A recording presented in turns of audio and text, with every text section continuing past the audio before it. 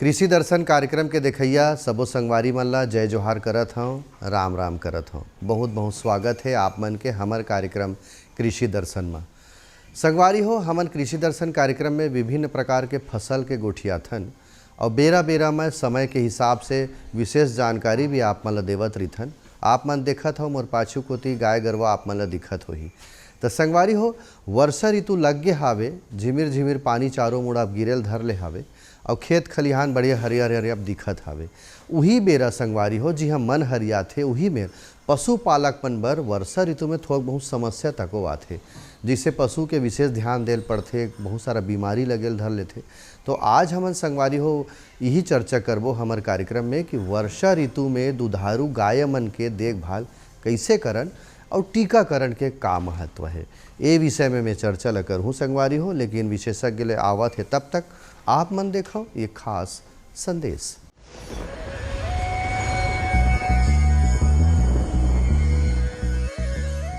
हमारे छत्तीसगढ़ में खरीफ में सबसे अत्यधिक हम धान की फसल लेते हैं, इसीलिए हमारे छत्तीसगढ़ को धान का कटोरा भी कहा जाता है। और जिस तरह अभी हम लोग बात कर रहे हैं कि खरीफ के फसल हेतु किन किन प्रकार के यंत्रों की आवश्यकता होती है और यंत्रों का उपयोग क्यों करना चाहिए।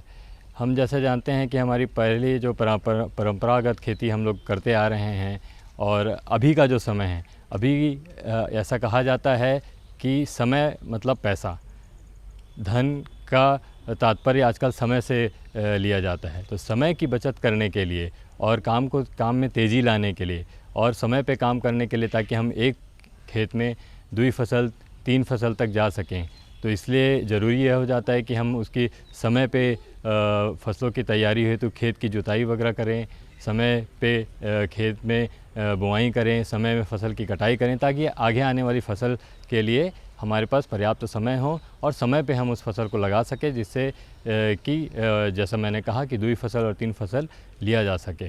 तो सबसे अहम बात मशीनों या यंत्रों का उपयोग के लिए जो है वो समय की बचत और श्रम की बचत।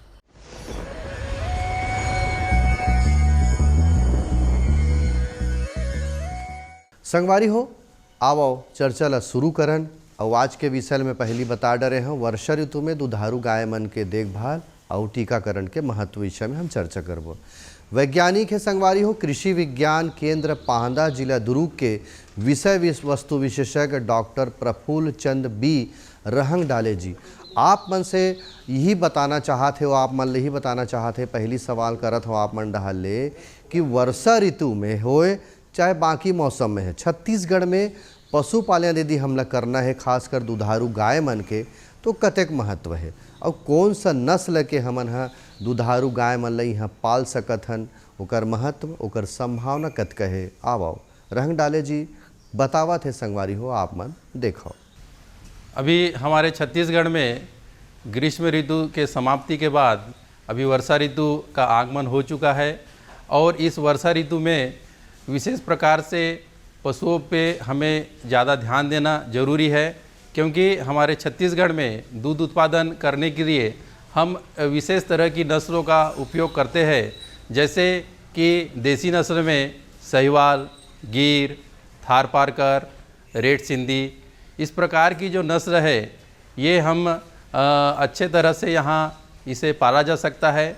जैसे कि हम साहिवाल के बारे में यदि जानना चाहेंगे तो ये बहुत ही अच्छी नस्ल है और इसमें जो दूध उत्पादन है 8 से 10 लीटर और ज़्यादा से ज़्यादा 12 लीटर तक दूध उत्पादन एक पशुपालक ले सकता है।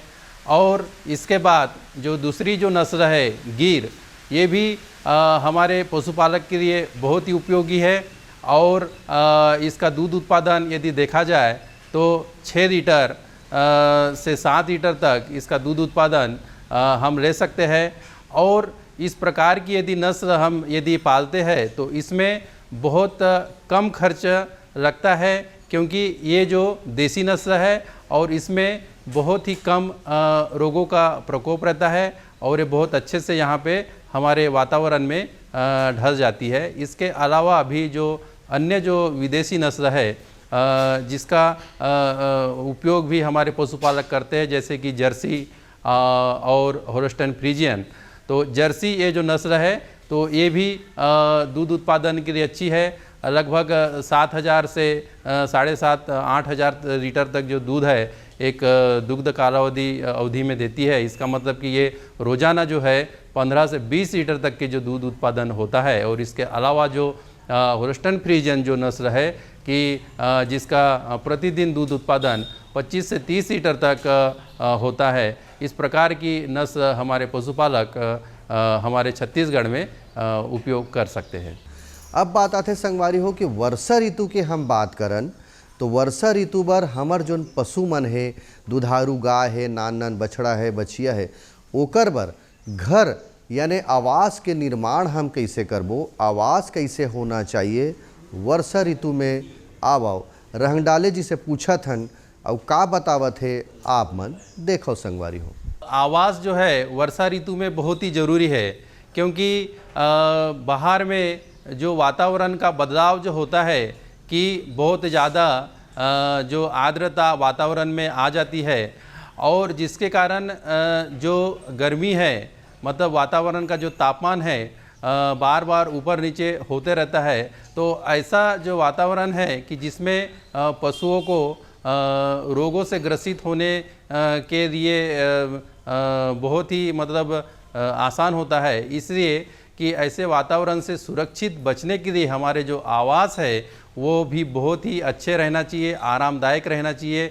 इसके लिए हमें इस प्रकार से ध्यान रखना चाहिए कि जो आवास की जो दीवारें हैं वो स्वच्छ, साफ और सफ़ेदी की हुई होना चाहिए, मतलब चूना से पोताई कर देना चाहिए, जिससे कारण उसमें कुछ जो कीड़े जो रहते हैं, कुछ मच्छर हो गया, मक्खी हो गया और जो किलनी हो गई, इस प्रकार के जो छोटे छोटे कीड़े जो है जो रोगों के वाहक होते हैं, तो इसको वहाँ से सफाया किया जा सके। और उसके बाद में जो फर्श होता है तो फर्श भी हमारे जो पशु आवास में है तो वहाँ पानी जमा नहीं होना चाहिए। कहीं गड्ढा रहता है, कहीं इस प्रकार से ऊपर नीचे जगह रहती है, तो वो जो फर्श है उसे सीमेंट कंक्रीट से बोलो या यदि कच्चा यदि फर्श है तो उसे मुरम डाल के उसे प्लेन करना चाहिए।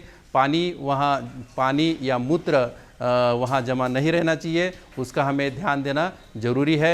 और इसके अलावा जो आवास में पानी देने के लिए जो भी व्यवस्था है तो उस पानी देने की व्यवस्था जहाँ पे भी हम रखे हैं तो उसे चूना से अंदर बाहर से पोताई करना जरूरी है, जिसके कारण अन्य जो सूक्ष्म जीव जो होते हैं वहाँ अपना जगह न बना पाए और जो पानी है स्वच्छ पानी हम उन्हें प्रदान कर सके। और हमारे आवास के आजू बाजू में किसी भी तरह से पानी संग्रह नहीं रहना चाहिए, उसे हमें ध्यान देना जरूरी है, नहीं तो जिसके कारण मच्छर और मक्खी का प्रकोप ज़्यादा होता है और जिसके कारण जो है पशु को रोगों से ग्रसित होने के लिए संभावनाएं बन जाती हैं।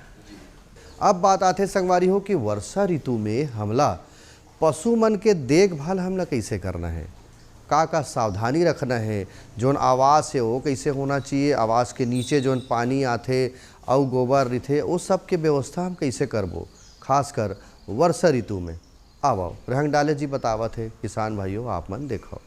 देखिए अभी बारिश के दिनों में जो संक्रमण है बहुत जल्दी हो जाता है, इसलिए हमें जो छोटे जो बछड़े हैं उन्हें भी ध्यान देना चाहिए, उन पर भी ध्यान रखना ज़रूरी है। हमें सबसे पहले तो जो है कि बहुत ही सूखी जगह उन्हें प्रदान करना चाहिए। ऐसा नहीं कि जहाँ पे गीलापन है और पानी भरा है, ऐसी जगह में यदि पशु को अभी रखते हैं तो उसमें जो पशु के जो खूर होते हैं वो 24 घंटे यदि पानी में ही गीले रहे तो उसके कारण उसमें अल्सर हो जाते हैं, फट आ जाती है और जख्म भी बन जाते हैं और उसे फिर सूखने के लिए बहुत ज़्यादा समय लगता है। तो उससे हमें मतलब गीली जगह से और पानी जमा रहता है उससे बचना ज़रूरी है। उसके अलावा जो छोटे बछड़े हैं तो उसे भी हमें ध्यान देना है कि वो भी बहुत ज़्यादा बारिश में न रहे और अपने जो पशु के लिए भी जो छत है वो प्रदान करना जरूरी है। ऐसा यदि हम पशुओं को बारिश में बाहर ही अपन बांध के रख दे तो उसमें भी दूध उत्पादन में कमी आ जाती है। और दूसरी ये बात है कि बारिश में भीगने के कारण भी जो पशुओं में निमोनिया नाम की जो बीमारी है वो आ जाती है, और जिसके कारण सर्दी, खांसी, बुखार इस प्रकार के इसके लक्षण होते हैं। और यदि उपचार नहीं किया गया तो छोटे बच्चे इस निमोनिया के कारण भी इनका जो मृत्यु हो जाती है। तो इससे हमें मतलब बारिश में मतलब छत के नीचे रहना और बहुत ज़्यादा बारिश में पशुओं को बाहर चरने के लिए छोड़ना, इन चीज़ों से हमें ध्यान रखना चाहिए और बाहर नहीं छोड़ना चाहिए। अब वर्षा ऋतु में पशु मन के, दुधारू गाय है तेकर मन के आहार यानी भोजन, और छोटे छोटे जैसे बच्चा है, बछिया है, बछड़ा है, ओकर मन के आहार जो सामान्य मौसम में हम देथन आहार, वही आहार काम आ जही का, या वर्षा ऋतु में विशेष आहार के हमला प्रबंधन करेल पड़ही? तो वर्षा ऋतु में आहार के प्रबंधन हमला कैसे करना है, विशेष सावधानी कैसे रखना है, आओ रहंगडाले जी से पूछा थन और बतावत है आप मन देखो। आहार प्रबंधन भी बहुत ही उपयुक्त है, क्योंकि वर्षा ऋतु में क्या होता है कि जिस प्रकार का भी आहार हम पशुओं के लिए इकट्ठा करके रखते हैं, यदि वो सही जगह उसको संग्रहित करके नहीं रखते हैं, या जिसमें पानी वगैरह या ज़्यादा आर्द्रता ये सब हो जाने के कारण उसमें जो फफूंद है वो पनप जाते हैं, और जिसके कारण जो है कि एक फफूंद अपने मतलब पशुओं के शरीर में जाने के कारण भी वो रोगों से ग्रसित हो सकते हैं। और दूसरी बात यह है कि आहार में हमें बारिश या ये वर्षा ऋतु में ये ध्यान रखना ज़रूरी है, क्योंकि बारिश में हरा हरा घास जो है बहुत जल्दी पशुओं को आकर्षित करता है, और जिसके कारण बहुत चाव से और उनका मन पसंदीदा जो आहार होता है कि हरा चारा, ये बहुत दिनों के बाद मिलने के कारण पशु बहुत ज़्यादा प्रमाण में खाना पसंद करते हैं और खाते हैं। तो जिसके कारण क्या होता है कि उनके शरीर में पानी का प्रमाण बहुत ज़्यादा चले जाता है, और जो हरा चारा जो रहता है तो वो एक पेट में जो किण्वन प्रक्रिया जो होती है वो उससे प्रभावित होती है, और ये जो चारा है सही ढंग से पच भी नहीं पाता है, और जिसके कारण जो दस्त की समस्या पशुओं में दिखाई देती है इस वर्षा ऋतु में। इसलिए हमें बहुत ज़्यादा जो हरा चारा है ये पशुओं को नहीं देना चाहिए। जो हरा चारा है इसका जो प्रमाण 60% रहे, और जो सूखा चारा है इसका प्रमाण 40% तक रहे। इस प्रमाण को बनाए रख के ही उन्हें हम आहार देना चाहिए। इस चीज़ का ध्यान रखना बहुत ज़रूरी है।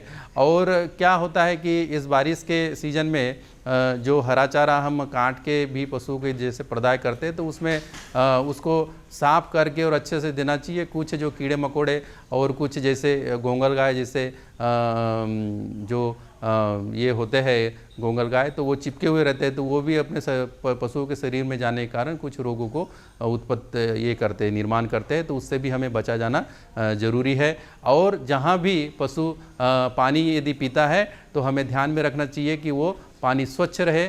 इसलिए हमें घर में ही पशुओं को बहुत अच्छा पानी प्रदाय करना चाहिए, स्वच्छ पानी प्रदाय करना चाहिए, ताकि बाहर का जो गंदा पानी पशु न पी पाए। क्योंकि बारिश के दिनों में ई कोलाई नाम का जो जीवाणु है वो सर्वत्र पानी में रहते हैं, पनपते हैं, और वो पशुओं के शरीर में जाते हैं, और जिसके कारण भी दस्त का एक जो ये है संभावना जो बनती है दस्त होने की, तो ये ई कोलाई नाम का जो जीवाणु उसके कारण भी होती है। तो इस चीज़ का हमें ध्यान देना बहुत ज़रूरी है। बेरा हो गए है एक ठन विराम के, तो हम लेथन विराम, ओकर बाद चर्चा ला शुरू करबो। ये लो और बताओ। बस। अरे ये क्या भैया जी, बस इतनी सी रासायनिक खाद? किसानी छोड़ रहे हो क्या? किसानी नहीं, नादानी छोड़ रहे हैं। मिट्टी की जांच कराई है। अब तो लालाजी जितनी जरूरत है उतने ही उर्वरक खेत में डालेंगे। हाँ, किसान भाई आज ही अपने जिले की नजदीकी भूमि परीक्षण प्रयोगशाला में मिट्टी की जांच जरूर करवाएं और मिट्टी में पोषक तत्व, नमी व पौधे के विकास को देखते हुए केवल जरूरत के अनुसार ही पोषक तत्व डालें। और हाँ, मिट्टी में गंधक, जस्ता, बोरोन जैसे सूक्ष्म पोषक तत्वों का पता लगाना भी न भूलें। उर्वरक और जैविक खाद के सही उपयोग से भूमि का उपजाऊपन बनाए रखें, उत्पादकता बढ़ाएं, खर्चा घटाएं और बहुमूल्य विदेशी मुद्रा बचाने में भी सहयोग दें। और हाँ, धीमी गति से नाइट्रोजन उपलब्ध कराने वाले उर्वरकों जैसे नीम लेपित यूरिया को प्राथमिकता दें और यूरिया का पत्तों पर छिड़काव करें। अरे वाह, तू तो सचमुच समझदार हो गया। अधिक जानकारी के लिए संपर्क करें जिला कृषि अधिकारी या किसान कॉल सेंटर। मेरे साथ बोलो ए बी। अरे नादान, बच्चे को एबीसी सिखा रहा है। अरे काम धंधे की एबीसी तू कब सीखेगा? ये देख विज्ञापन। तेरे जैसे कृषि विज्ञान सीखे हुए युवाओं के लिए भारत सरकार के कृषि मंत्रालय ने एक योजना बनाई है, ACABC। ACABC? जी हाँ, ACABC यानी एग्री क्लिनिक्स और एग्री बिजनेस सेंटर। इसके तहत कृषि विज्ञान पढ़े युवाओं का चयन होने पर उन्हें मुफ्त ट्रेनिंग दी जाती है और हाँ, अपना कारोबार चलाने के लिए बैंक से लोन भी मिलता है। इसके साथ ही अगर युवा अपने इलाके के किसानों की खुशहाली के लिए उन्हें खेती बाड़ी व अपने कारोबार से जुड़ी लाभदायक जानकारी देते रहेंगे तो उन्हें लोन पर 36 से 44% तक की सब्सिडी भी मिलेगी। तब तो मैं जरूर सीखूंगा काम धंधे की ABC। शाबाश, चलो अपनाएं स्वरोजगार, खेती में हो विकास अपार।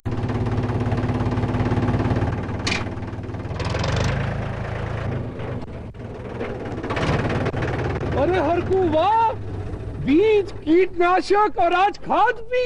अरे इतना खर्चा कहाँ से?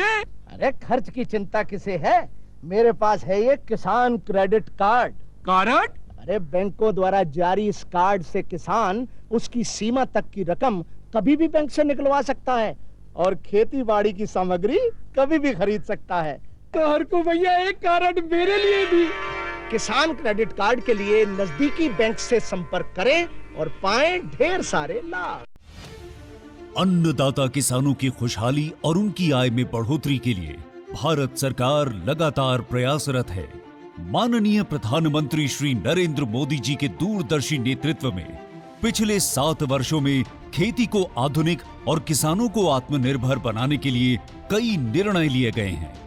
छोटा किसान बने देश की शान, ये हमारा सपना है। देश के 80% से ज्यादा किसान ऐसे हैं जिनके पास 2 हेक्टेयर से भी कम जमीन है। अब देश में इन्हीं छोटे किसानों को ध्यान में रखते हुए कृषि सुधार किए जा रहे हैं, निर्णय लिए जा रहे हैं। प्रधानमंत्री किसान सम्मान निधि योजना की शुरुआत 24 फरवरी 2019 को माननीय प्रधानमंत्री श्री नरेंद्र मोदी जी के द्वारा की गई थी। पीएम किसान योजना का पूरा खर्च भारत सरकार वहन करती है। इसके तहत लाभार्थी किसानों को हर साल 6,000 रुपए की सम्मान राशि 2,000 रुपए की 3 समान किस्तों में सीधे उनके बैंक खातों में हस्तांतरित की जाती है। अब तक 11 करोड़ से भी अधिक लाभार्थी किसानों के बैंक खातों में 1,58,000 करोड़ रुपए से अधिक की राशि सीधे ट्रांसफर की जा चुकी है। किस्तों की जानकारी किसानों को SMS के माध्यम से दी जाती है। बैंक के एक्चुअल போகும்போது அந்த பணத்தை நாங்க வித்ரா பண்ணிட்டு வந்து நாங்க விவசாயம் பண்ணிக்கிறோம்। इस मदद से बुआई के पहले अब किसानों को बीज, खाद, कीटनाशक और कृषि संबंधी अन्य जरूरतों के लिए साहूकारों के आगे हाथ नहीं फैलाना पड़ता। અને એના લીધે મારે કોઈ જોડે કે સગા સંબંધી કે મિત્રો જોડે મારે ઉછીના પૈસા લેવાની જરૂર પડતી નથી અને એનાથી હું સારી એવી खेती કરી શકું છું। इस योजना से मिले लाभ तथा आवेदन की स्थिति देखने के लिए पीएम किसान पोर्टल लॉन्च किया गया है। इस पोर्टल के माध्यम से पात्र किसान अपना पंजीकरण स्वयं करने के साथ साथ अब तक मिले लाभ और अपने आवेदन की स्थिति फार्मर्स कॉर्नर से देख सकते हैं। इस योजना का लाभ पात्र किसानों को ही मिल सके, इसके लिए इस प्रक्रिया को फूल प्रूफ बनाते हुए इसे आधार और इनकम टैक्स वेरिफिकेशन के साथ साथ फिजिकल वेरिफिकेशन से भी जोड़ा गया है। इसके अलावा किसानों की सुविधाओं और जानकारी के लिए पीएम किसान मोबाइल ऐप भी विकसित किया गया है। पीएम किसान सम्मान निधि योजना का लाभ देश के सभी राज्यों और केंद्र शासित प्रदेशों के किसानों को मिल रहा है। इसे हासिल करके हमारा किसान सबल और आत्मनिर्भर हो रहा है। इस स्कीम ने, हमारा भारत सरकार ने हमारा किसान के लिए बहुत बड़ा सम्मान दिया है। इसीलिए हम भारत सरकार को, प्रधानमंत्री नरेंद्र मोदी जी को हम बहुत बहुत धन्यवाद देती हूँ। आत्मनिर्भर भारत की पहचान, प्रगतिशील और समर्थ किसान।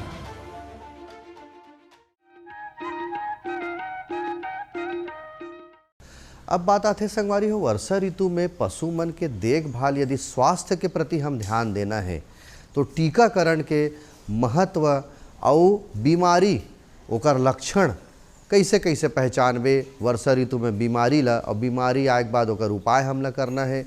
और टीकाकरण के हम बात करन, वर्षा ऋतु के पहली बीमारी झन लगे इसे की तो टीकाकरण के महत्व, बीमारी, लक्षण, उपाय, ये सबो बात ला बतावत है हमार रंग डाले जी है। का बतावत है आओ देखथन। टीकाकरण करना बहुत ज़रूरी होता है क्योंकि कुछ ऐसे जो बीमारी होती है जिसका इलाज करना संभव नहीं है। तो ऐसे जो बीमारी है जैसे गलघोटू है, एकटंगिया है और जो मुंह पका, खुर पका जिसे एफएमडी बोला जाता है, तो ऐसे जो बीमारी है इनका जो टीकाकरण है ये मानसून के पहले ही पशुओं में करवा देना बहुत ज़रूरी है। तो जिससे कारण क्या है कि ये जो रोग है जब सब वर्षा ऋतु में आते हैं तो इन रोगों से बचा जा सकता है। और समय समय पर हमें जो है कि जो कृमिनाशक दवा का भी उपयोग करना चाहिए। तो जिससे क्या है कि जो पशुओं की जो उनका जो इम्यूनिटी पावर जो है वो बनाए रहने के लिए बहुत ज़रूरी है। क्योंकि क्या होता है कि जो परजीवी जो है यदि उनका उपचार सही ढंग से अपन नहीं करते तो जिससे कारण जो पशु कमज़ोर हो जाते हैं और किसी भी प्रकार की बीमारी से जल्दी ग्रसित हो जाते हैं। हमर जेकर घर में ये पशुपालन मतलब हमन देखत हन, जेकर घर में खड़े हन और बढ़िया सुघर देसी नस्ल के गाय दिखत है, बढ़िया नहवा है, धोवा है, बढ़िया रकम लेकर यहाँ शेड बने हैं। तो हमन ओकरो चर्चा कर लेथन संगवारी हो। राजेंद्र साहू जी है, गांव पहादा के पशुपालक है, दुग्ध व्यवसाय करत है। तो ओकर से पूछथन कि वो कब से पशुपालन करत है और का विशेष सावधानी रखते, कैसे आहार देते, कैसे शेड बनाए है, वर्षा ऋतु में का ध्यान रखते, सब बात ले बतावत है राजेंद्र साहू जी है। आओ का कहा थे। वैसे तो गौ पालन के काम हमार दादा परदादा से ही चलत हवे, वही काम ला हम आगे बढ़ाए के प्रयास करत हन। जब से हम जन्म ले हन तब से गाय से पुराना नाता छवे हमर। और ये जो पहली तो हमारे पास पिताजी के समय में, दादाजी के समय में भैंस भी रहत रही से, लेकिन विगत 5 साल से हम भैंस रीस वाला बेच के भारतीय नस्ल गाय, साहिवाल और गिर के गाय हम रखे हन और उन्नत दूध के उत्पादन हम करे के प्रयास करत हन। और साथे साथ शासन की योजना की भी लाभ हमला मिलत है। वास्तव में हमार देश कृषि प्रधान देश है और आज दूध की आवश्यकता प्रत्येक व्यक्ति ला हवे, चाहे वो स्वास्थ्य दृष्टिकोण से हॉस्पिटल में होए, चाहे घर के हमारे छोटे छोटे नाने लइका मन ला स्वस्थ हिष्ट पुष्ट रखे बर दूध के महती भूमिका है। और आज बाजार में शुद्ध दूध मिलना मुश्किल हुआ थे, काबर कि हमारे किसान बंधु मन आज गाय से दूर हो जाते और गाय ला हमार घर के आंगन में रही से वो गांव के बाहर में गली में दिखाई देवा थे। वास्तव में हम सब किसान बंधु के लिए गौ माता है वरदान हवे, काबर कि ओकर गोबर से हमला खाद मिलते, दूध से हमला दूध दही मक्खन, चाहे यज्ञ होए, चाहे हवन होए, पूजन होए, उमें सब एकर प्रयोग हवे। वर्षा ऋतु में विशेष प्रकार के भैया जब बारिश के दिन आते तो एक तो सबसे बड़े समस्या आते मक्खी और मच्छर के। तो ये दोनों ला बचाए के लिए आवश्यकता है हमार जो कोठा हवे वो साफ़ सुथरा रहे और पानी कोनो जगह रुके मत। और हमार जो गाय हवे जैसे बारिश के दिन आते लंबा 4 दिन 5 दिन के जब झड़ी आते तो वो समय हम गाय ला बचाए के लिए जो शेड बने हैं वो व्यवस्थित रूप से रहे ताकि वो पानी से बच सके। और छोटे छोटे जो ओकर बच्चा है, बछड़ा है, बछिया है, वो मन ला स्वस्थ रखे के लिए ओकर लिए अपन जो कोठा जो हवे वो पक्का रहना चाहिए, सीमेंटीकरण रहना चाहिए, पानी होकर चले जाए निर्धारित स्थान में, इसे प्रयास हम सब ला करना चाहिए। और टीकाकरण के लिए विशेष रूप से हमला शासन से सहयोग मिलते। जब भी जेठ के महीना आते तो हमारे डॉक्टर साहब मन के द्वारा हमन ला सचेत करे जाते।